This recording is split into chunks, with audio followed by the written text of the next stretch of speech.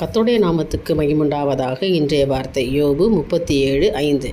நாம் கிரகிக்கக்கூடாத பெரிய காரியங்களை அவர் செய்கிறார். ஹல்லேலூயா. எனக்கு அருமையான தேவனுடைய பிள்ளைகளை, நீங்கள் நினச்சி பார்க்காத ஆசீர்வாதத்தை இன்றைக்கு கர்த்தர் கொடுக்க போகிறார். உங்கள் வீடுகளில் நீங்கள் செய்கிற வேலையில், நீங்கள் எந்த தொழில் செய்கிறவளாக இருந்தாலும் அதிலே தேவன் நினச்சி பார்க்காத மிகப்பெரிய ஒரு அற்புதத்தை கர்த்தர் செய்ய போகிறார். விசுவாசிக்கிறோம், ஆமேன்னு சொல்லுங்களேன்.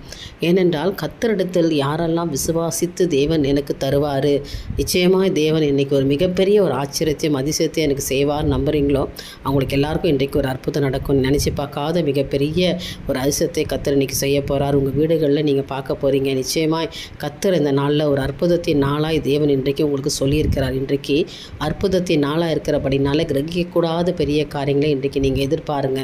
கர்த்தர் உங்களுக்கு செய்வார் என்று சொல்லி நம்புங்க. நிச்சயமாய் தேவன் உங்களுக்கு செய்வாராக. என் தேவனுக்கே மகிமை உண்டாகட்டும். ஆமேன்.